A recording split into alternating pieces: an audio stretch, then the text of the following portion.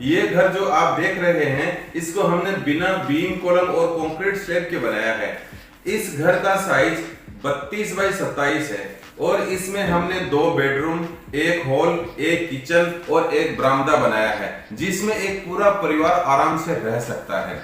इस घर को हमने मजबूत तो बनाया ही है, लेकिन साथ में इसको इतना कम कीमत में बनाया है कि आप कल्पना भी नहीं कर सकोगे।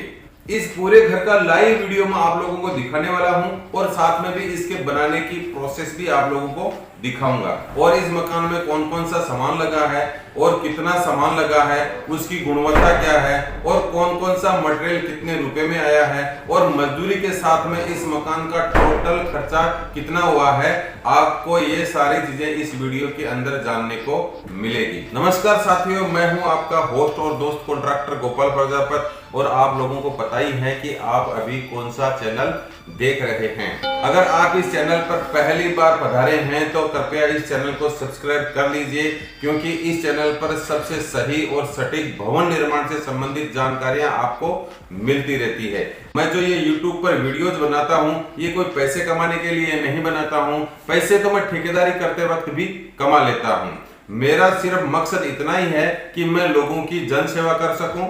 मेरा मकसद सिर्फ जन सेवा है, इसके अलावा और कुछ नहीं है। मैं चाहता हूं कि आपको भवन निर्माण से संबंधित एकदम सही और सटीक जानकारी मिलती रहे। मैंने कई बार देखा है कि कई यूट्यूबर घर निर्माण के बारे में कई भ्रामक और गलत जानकारियां देते हैं, जिसके कारण आप तक गलत जानकारी पहुंचती है और गलत जानकारी पहुंचने के कारण आपका काम भी खराब होता है और टाइम भी खराब होता है। मकान बनाते समय मैं इन 5 पॉइंट पर ज्यादा फोकस करता हूँ। पहला पॉइंट है कि आपका घर मजबूत बने। मेरा दूसरा पॉइंट है कि आपका घर कम से कम बजट में बने। मेरा तीसरा पॉइंट है कि आपका घर सुंदर होना चाहिए, स्टाइलिश होना चाहिए और आधुनिक होना चाहिए। और मेरा चौथा पॉइंट है कि आपका मकान आपके परिवार के अनुकूल बने और उपयोगी बने। साथ ही मैं 5वें पॉइंट में इस बात का भी ध्यान रखता हूं कि आपका मकान कम से कम समय में तैयार हो जाए, ताकि आपका समय बचे। तो चलिए अब बात करते हैं कि इस घर को हमने कैसे तैयार किया है। जैसे कि मैं पहले ही बता चुका हूं कि इस घर को हमने विदाउट बीम कॉलम और कंक्रीट स्लैब के तैयार किया है। इस प्रकार के मकान को लोड बेयरिंग मकान कहा जाता है और ये काफी पुराना तरीका है, ट्रेडिशनल मेथड है और इससे घर काफी मजबूत भी बनते हैं और सुंदर भी बनते हैं और सस्ते भी बनते हैं। तो चलिए आज के वीडियो को हम शुरू करते हैं। इस मकान की फाउंडेशन में पहाड़ी पत्थरों से चिनाई किया गया है। जमीन लेवल से 3 फुट गहरी नींव खोदकर पहाड़ी पत्थरों से चिनाई किया है। शुरुआत में नींव की चौड़ाई हमने 2 फुट रखी है और फाउंडेशन से 8 फुट तक की सिर्फ पहाड़ी पत्थरों से चिनाई की है, जिसमें नीचे से 4 फुट तक 24 इंच की दीवार खड़ी की है और उसके ऊपर 4 फुट तक 18 इंच की दीवार बनाई है। और उसके बाद में हमने साधारण रेगुलर जो लाल ईंटें आती हैं उससे हमने उसका कंस्ट्रक्शन किया है। जहां पर पहाड़ी पत्थरों का कंस्ट्रक्शन पूरा होता है और जहां से रेड ब्रिक्स का कंस्ट्रक्शन शुरू होता है, उस डीपीसी में हमने जोधपुर के ये वाले लाल पत्थरों का उपयोग किया है। इसकी लंबाई 10-12 फुट तक होती है, चौड़ाई 9 इंच तक होती है और थिकनेस इसकी 4 इंच तक होती है।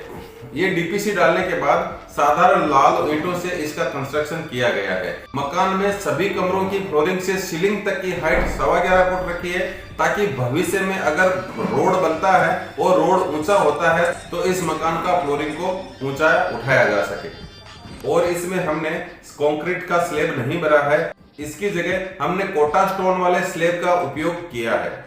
ये जो कोटा स्लैब होते हैं इनकी थिकनेस 2.5 इंच के आसपास होती है और इनकी चौड़ाई 6 फुट के आसपास होती है और इसकी लंबाई आपको 10, 12, 13 फुट भी मिल जाती है मार्केट में।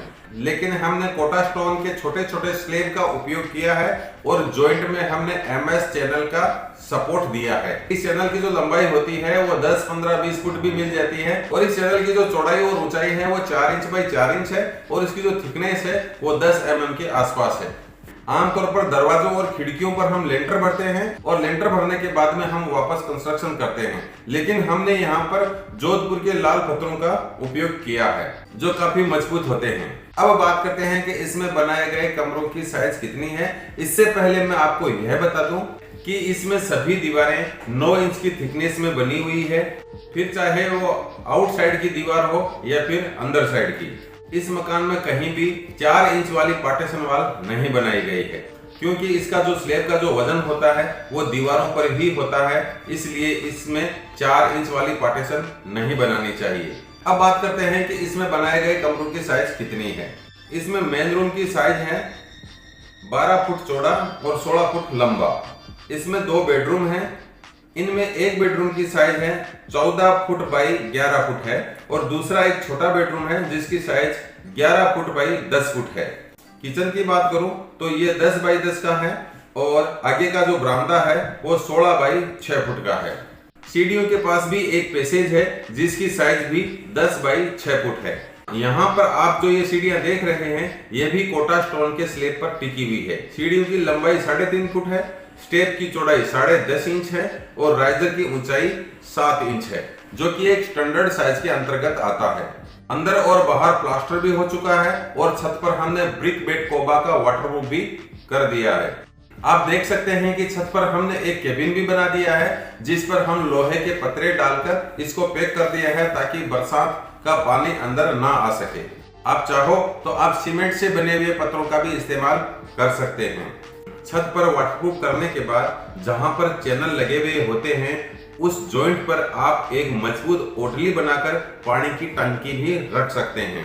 हालांकि इस घर के लिए हमने टॉयलेट और बाथरूम की व्यवस्था अलग जगह पे की है, इसलिए यहाँ पर टंकी रखने की जरूरत नहीं है।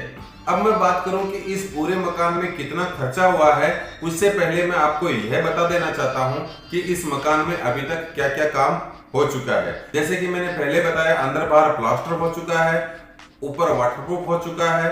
मैं बात करूं मैं इलेक्ट्रिकल वर्क की तो इसमें बोर्ड और सॉकेट लगाना बाकी है, लेकिन वायरिंग और पाइपिंग का काम हो चुका है। सभी खिड़कियों में और दरवाजों में पत्थर की डोर फ्रेम भी लगा दी गई है।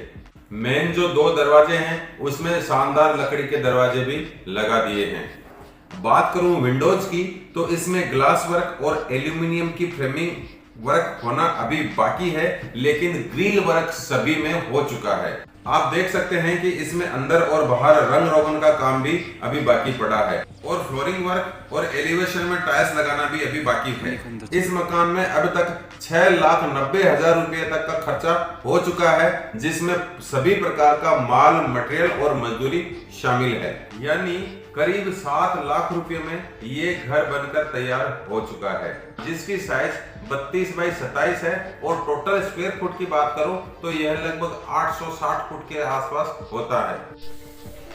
अगर हम इतने बड़े घर को आरसीसी या बीम कॉलम वाली मॉडल स्टाइल में बनाते हैं तो इसका खर्चा 12 से 15 लाख रुपए तक जाता है। अब बात करते हैं कि इस मकान में कौन कौन सा सामान लगा है और वह सामान कितने रुपए में हमारे घर तक आया है।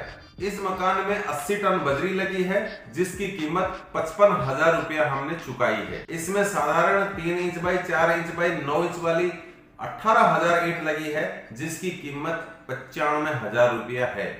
इस मकान में फाउंडेशन से लेके और अभी तक 250 बैग सीमेंट की खर्च हो चुकी है जिसकी कीमत भी 95,000 रुपए है।